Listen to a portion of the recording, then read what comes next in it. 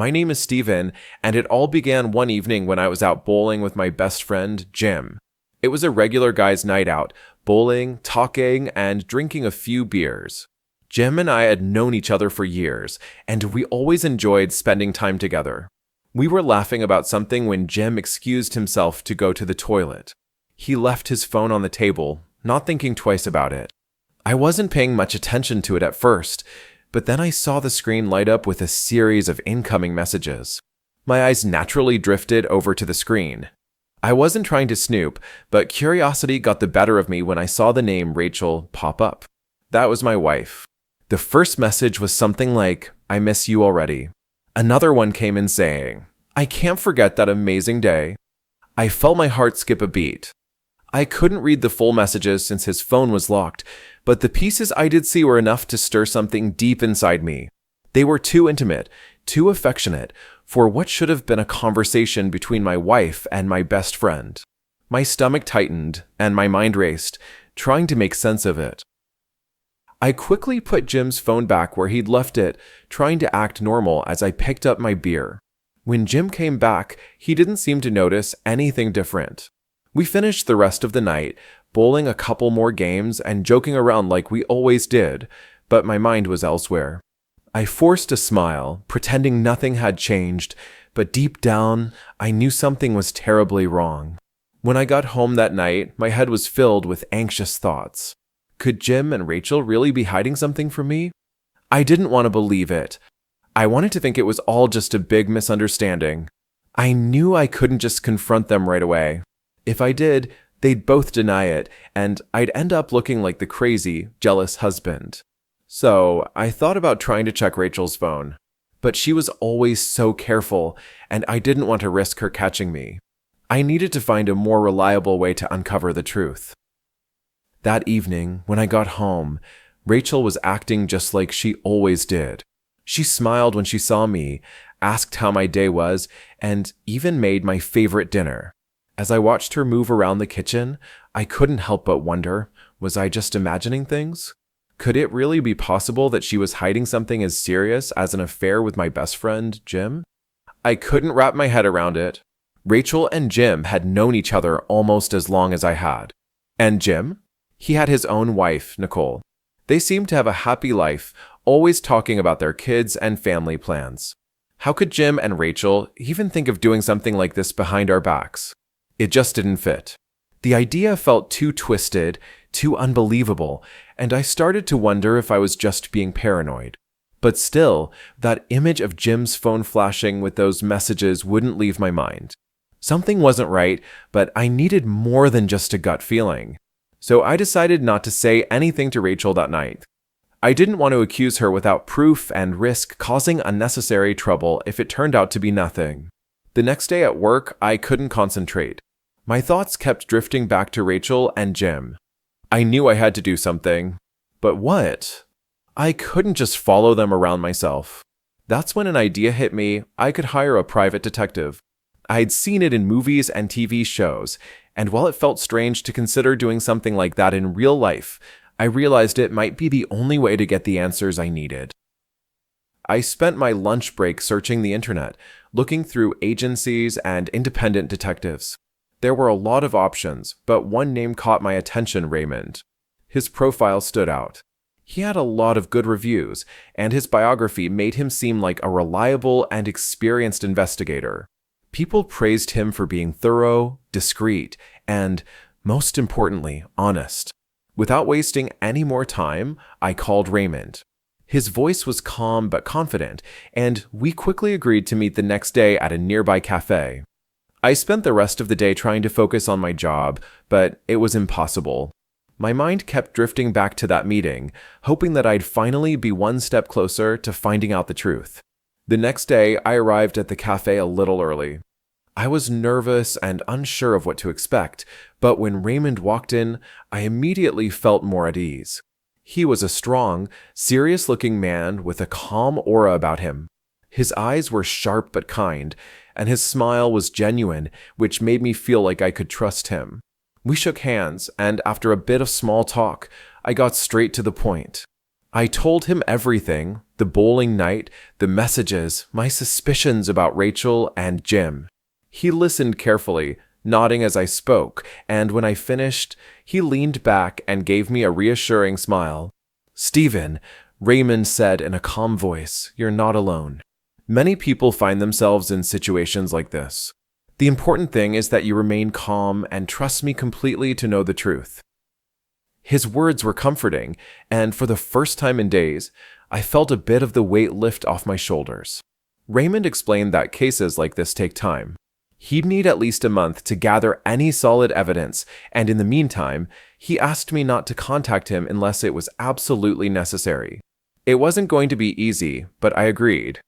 I handed over all the information I had about Rachel and Jim, feeling a strange mixture of hope and fear as I did. After we shook hands and said our goodbyes, I was left alone with my thoughts once again. Now, all I could do was wait for Raymond's call and hope that whatever he found would finally give me the answers I was looking for. The days that followed my meeting with Raymond were some of the longest of my life. Sitting and waiting for nearly a month was no easy task. I kept reminding myself of Raymond's advice: stay calm, stay focused. He was the one searching for answers now, and I needed to let him do his job. So I tried to throw myself into my work, focusing on my career as best as I could. But as the days passed, I couldn't help but notice certain changes in Rachel's behavior. She started staying late at work more often, telling me about the sudden influx of projects and responsibilities. There were evenings when she'd come home wearing more makeup than usual or in a new outfit that I had never seen before. Clothes that were more elegant, more alluring. Every time she walked through the door like that, I felt my heart sink a little more, but I tried my best to push those feelings aside. I didn't want to jump to conclusions. After all, wasn't this exactly what I had hired Raymond to figure out? I told myself to stay patient and that soon I would have the answers I was waiting for. Exactly 4 weeks later, I was at work when my phone rang. I didn't recognize the number at first, but as soon as I answered and heard the voice on the other end, I knew who it was. "Stephen, it's Raymond," he said, his tone calm but serious. "I have news for you. We need to meet so you can see everything for yourself." My heart skipped a beat, and I felt a wave of nervousness wash over me. This was it, the moment I had been waiting for, dreading, and imagining all at once. I took a deep breath, trying to keep my voice steady, and agreed to meet him. We decided on the same cafe where we'd first met. The rest of the day passed in a blur. I couldn't concentrate on anything. All I could think about was what Raymond might have found, what kind of truth was waiting for me on the other side of that meeting. When my workday finally ended, I headed straight for the cafe, my heart pounding in my chest the entire way. As I walked in, I saw Raymond sitting at a corner table, just like before. He looked up and gave me a small nod as I approached, gesturing for me to sit. I sat down, my hands trembling slightly, and he wasted no time in getting to the point. Raymond looked me straight in the eyes. "Stephen, I've collected some evidence. Are you ready to see it?" My heart felt like it might burst out of my chest. I took a deep breath and nodded, my voice barely more than a whisper. "Yes, I'm ready." Raymond didn't waste any time. He pulled out a small flash drive and inserted it into his laptop, turning the screen so I could see. The first thing that appeared was a series of photographs. There was Rachel and Jim, sitting together in a cafe, leaning in close as they talked. Another photo showed them in a dimly lit restaurant, laughing together like it was the most natural thing in the world. There were pictures taken during the day and some at night, but in every single one, they looked comfortable, happy, and far too close. I could feel my throat tighten as I stared at the images. But Raymond wasn't finished. He clicked on a folder labeled Videos, and what I saw next made my blood run cold. The first video showed Rachel and Jim outside a small cafe. As they stood near the entrance, Jim leaned in and wrapped his arms around her, pulling her close. They stayed like that for a few moments, and then, just as I felt the first tear prick the corner of my eye, I watched Rachel tilt her head up and kiss him. It wasn't a quick, friendly kiss. It was intimate, passionate. The kind of kiss that belonged to a man and a woman who were much more than friends. Raymond glanced at me, but he didn't stop. There was more. Much more. Another video showed them walking hand in hand down a quiet street. Another, standing in the parking lot, laughing and embracing like a pair of teenagers who couldn't get enough of each other. And then came the worst of it. Raymond pulled up a series of photos showing Rachel and Jim arriving at a small, rundown motel. He clicked through them one by one, Rachel and Jim stepping out of Jim's car, walking to the entrance and disappearing inside. The timestamp on the photo read 1:37 p.m., right in the middle of a weekday. They weren't there for long, about 2 hours, according to Raymond, but they came out looking far too comfortable, like they'd done this 100 times before. I couldn't believe my eyes. It wasn't just casual meetings, it was a full-blown affair. Rachel had been lying to me, sneaking around in broad daylight, pretending she was working late when, in reality, she was meeting up with my best friend. Raymond shut his laptop and looked at me. "Is this evidence enough, Stephen?" he asked quietly. I swallowed hard, my voice cracking as I answered, "Yes, it's more than enough." He nodded, pulling the flash drive out of his laptop and handing it to me. "Here," he said. "It's all yours. Take it. Do whatever you need to do. But, Stephen, listen to me carefully. Don't rush into anything. Take your time. Think it over thoroughly before you decide your next move." I nodded, clutching the flash drive in my hand like it was a lifeline. Raymond looked at me one last time, his expression filled with genuine concern. "And one more thing," he added, "please, don't do anything stupid." With that, Raymond stood up, gave me a firm pat on the shoulder, and left the cafe. I was left sitting there, staring blankly at the flash drive in my hand. It felt like the ground had been pulled out from under me. How could this be happening? How could the woman I loved, the woman I'd built a life with, betray me like this? And Jim, my best friend, the one person I thought I could trust, how could he do this to me? My thoughts spun wildly, and I felt a wave of anger, hurt, and betrayal wash over me. It was like a storm raging inside my head, and I had no way to stop it. I wanted to scream, to smash something, to hurt them both as deeply as they'd hurt me. But above all, I knew one thing for certain. I couldn't just let this go. I couldn't let them get away with pretending everything was fine while they were stabbing me in the back. They were going to pay for this. Both of them.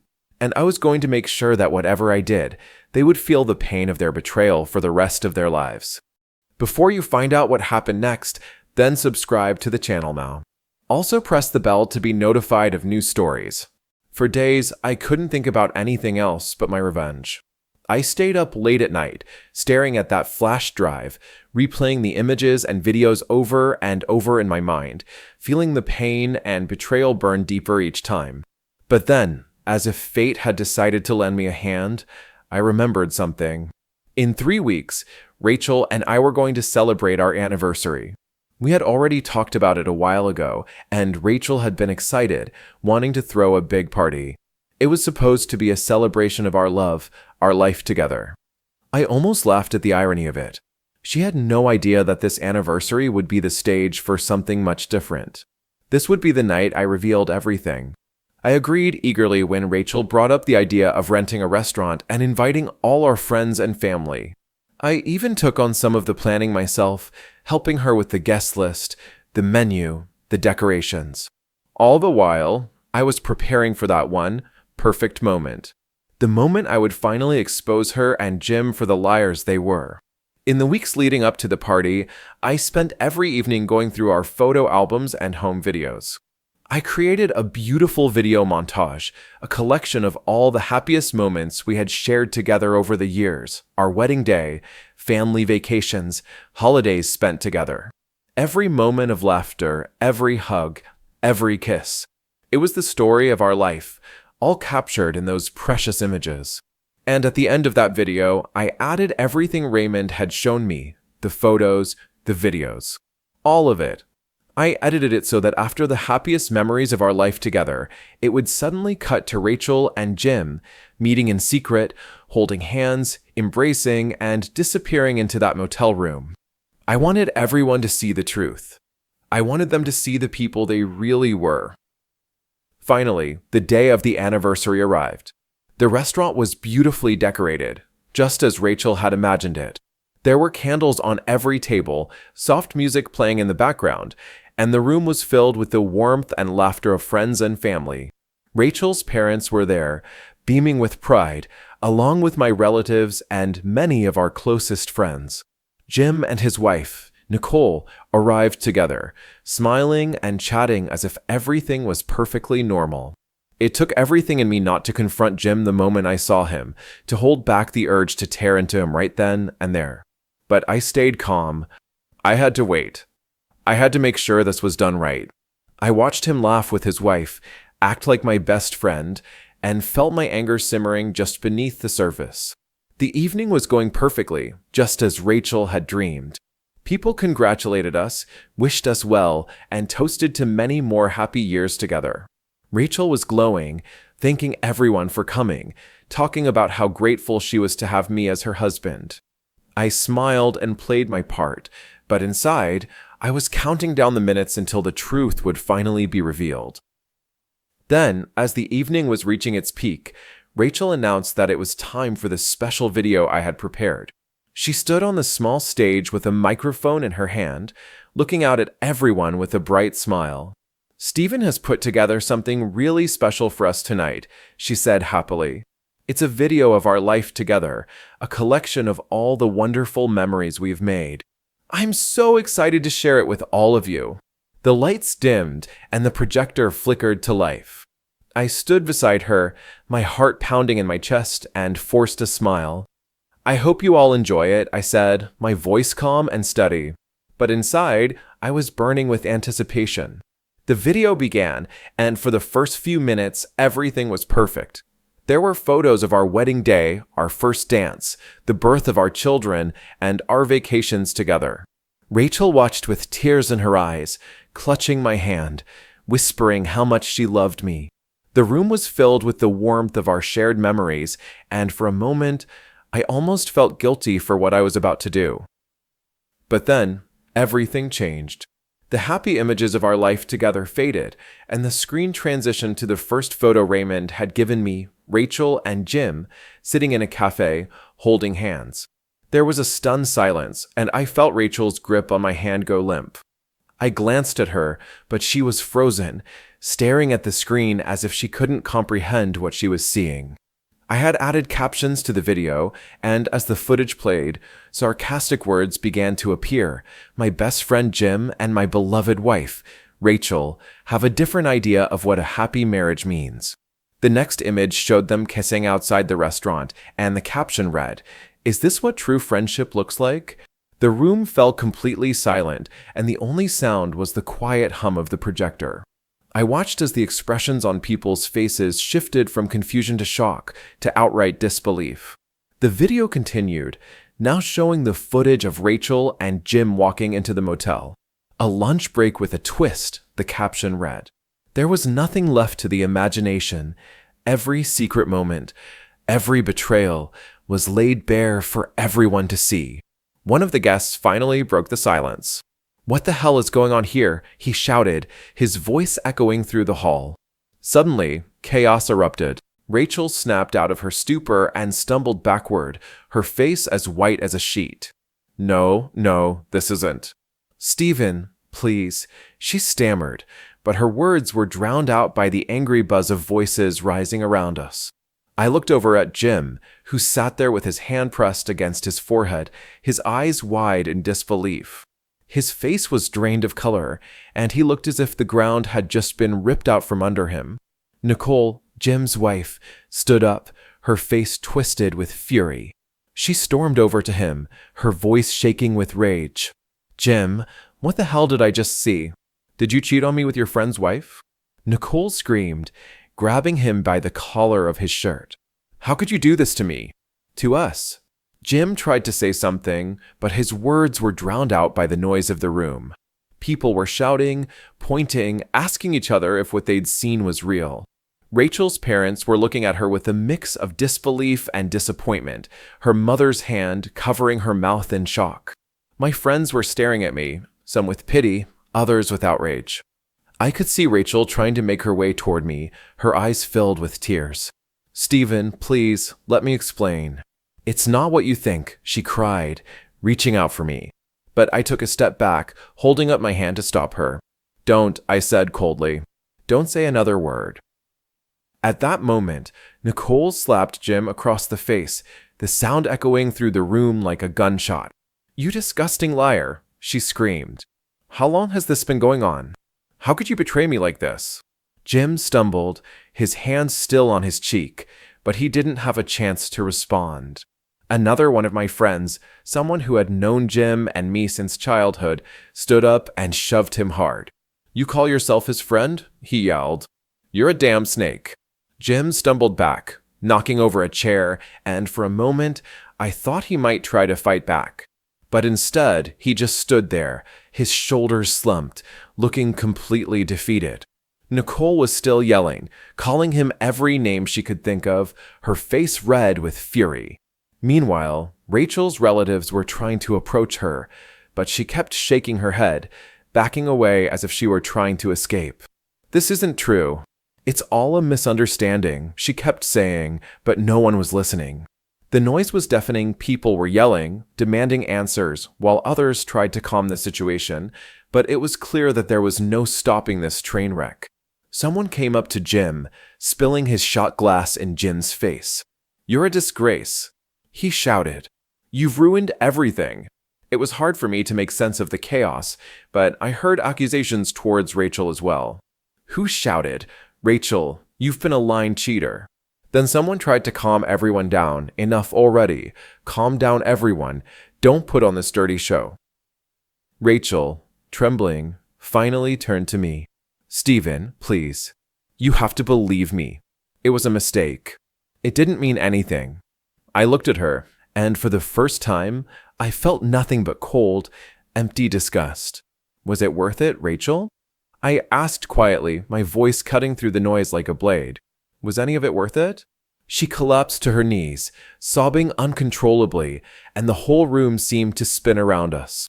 The once perfect anniversary celebration had turned into a scene of chaos and betrayal, and all I could do was stand there, watching as everything fell apart.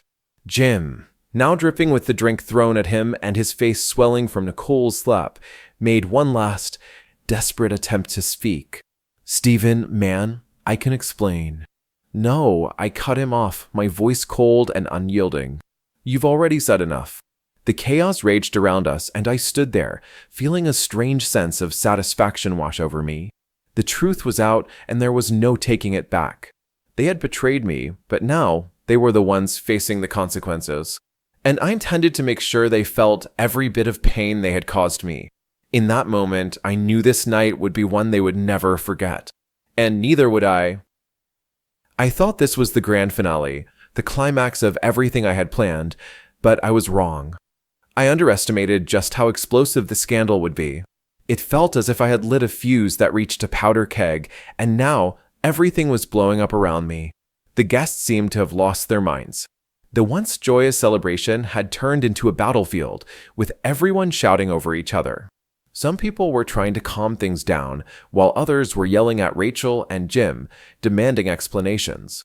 Rachel, who had been sobbing moments before, suddenly snapped. It was as if something inside her broke, and she went completely hysterical. She screamed, her voice cutting through the chaos like a knife. "You're an idiot, Stephen. You're a pathetic, miserable idiot. How dare you do this to me?" She wasn't crying anymore. Now, she was furious. Her eyes were wild, and she looked like she was ready to tear me apart. "You think this makes you a man? You think this little performance makes you better than me?" She grabbed a glass from the table and hurled it at me, but luckily, her aim was off. It smashed against the wall behind me, and I took a step back, stunned by how unhinged she had become. Before she could throw anything else, her father rushed over, grabbing her by the arms. "Rachel, stop it," he shouted, his face twisted with anger and embarrassment. "This isn't helping. You've done enough already." Rachel struggled against him, still screaming, "Let me go. I need to tell him what a worthless coward he is." But her father held her tight, whispering something in her ear, trying to calm her down. He finally managed to drag her toward the exit, and as they passed me, Rachel's mother walked up to me, her face pale and drawn. "I feel sorry for you, Stephen," she said, her voice quiet but filled with disappointment. "But you acted meanly. There were other ways to handle this." I met her eyes, feeling the weight of her words, but I stood my ground. "I did what was necessary," I replied firmly. There was no turning back now. I had chosen this path, and I wasn't going to apologize for it. Just as I thought things were settling down, I felt a hand grab me by the collar. I turned and found myself face to face with Jim. His eyes were red, and he looked desperate, like a man with nothing left to lose. "Listen to me, Steve," he hissed, his voice trembling with barely contained rage. "You and I are friends, damn it. You have to listen to me." I yanked his hand off my shirt, glaring at him with all the hatred I could muster. "Jim, I don't have a wife and a friend anymore," I said coldly. "Leave me alone, you bastard." Something snapped inside Jim, and he lunged forward, his face twisted with anger. "If you don't want to listen to me nicely, then I'll make you." He tried to grab me again, but before he could do anything, a couple of our friends stepped in, grabbing him by the arms and pulling him back. "Enough, Jim," one of them shouted. "You've done enough damage already." Jim struggled against them, cursing and shouting, but they managed to drag him toward the door.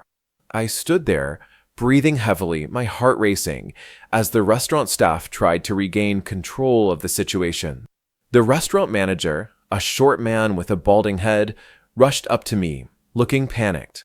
"Sir, you need to get your guests under control," he said, his voice shaky. "If this doesn't calm down, we'll have to call the police. And someone's going to have to pay for all this damage." I nodded, trying to regain my composure. "It's okay," I said, my voice surprisingly steady. "I'll pay for everything. Just give me a little more time." The manager gave me a skeptical look but nodded, and with the help of the staff, they managed to start ushering the guests out of the restaurant. Slowly, the chaos began to die down, and people made their way outside, muttering angrily under their breath or shaking their heads in disbelief. I stood there, watching them leave, feeling the weight of everything settle onto my shoulders. I could feel the bitterness clawing at my heart, the pain of betrayal burning deep. But alongside that pain was a sense of satisfaction. I had done what I set out to do. I had exposed the truth, and I had made them face the consequences of their actions. Once the room was finally empty, I turned back to the manager, who was still eyeing me warily. "I'll cover all the damages," I assured him. "Send me the bill. I'll take care of it." The manager nodded, clearly relieved. "Thank you, sir. I appreciate it." I nodded back, barely hearing his words. My mind was already somewhere else, replaying everything that had just happened. It felt surreal, like a dream that I couldn't quite wake up from. Finally, I left the restaurant and made my way home, my heart heavy, but my mind strangely clear. When I got back, the house was dark and quiet. I half expected to find Rachel waiting for me, but she was gone. I found out later that her parents had taken her to their place, and for that, I was grateful. I needed space, time to think, time to process everything. I poured myself a drink and sat down at the kitchen table, staring at the wall, trying to make sense of it all. It was over. Everything was over. My marriage, my friendship, the life I thought I had, it was all shattered. But in that moment, I felt something else too, freedom. I was no longer trapped in a lie, no longer living in the shadow of betrayal. As I sat there, the bitterness slowly faded, replaced by a sense of resolve. I took out my laptop and began searching for a divorce lawyer. It was time to start over. Time to rebuild my life, piece by piece, without Rachel, without Jim. I wasted no time in finding a good lawyer, and together, we prepared the divorce papers. The process was efficient, and soon enough, Rachel was served with the documents. She remained at her parents' house, trying to piece her life back together, but I knew there was no going back for either of us. But as the divorce proceedings dragged on, I discovered something that left me stunned. One day, during a meeting with my lawyer, I received a call from Rachel's attorney. They informed me that Rachel was pregnant. It hit me like a punch to the gut, and the question that immediately followed was the one that haunted me for days: who was the father? I made it clear that I would insist on a DNA test once the child was born. Something deep inside me, a cold, unyielding voice, told me that this child wasn't mine, that it was Jin's. It seemed like the final, cruel twist in this tangled mess of lies and betrayal. As for Jim, his life unraveled just as quickly. His wife, Nicole, didn't let him off the hook easily. From what I heard, she made his life a living hell, dragging him through an ugly divorce and making sure everyone knew the truth about what he had done. He lost everything, his marriage, his reputation, and whatever respect anyone had left for him. And that's how this dirty story ended. 2 broken marriages, shattered friendships, and a child whose parentage would remain a mystery until the truth was finally revealed. But despite everything, I don't regret what I did. I exposed the lies, revealed the betrayal, and reclaimed my life. It wasn't the ending I imagined for myself, but it was the one I needed. And now, as I stand on the edge of a new beginning, I'm ready to leave this chapter behind and write a future that belongs to me and me alone. If you liked the story, please subscribe to the channel and click the like button.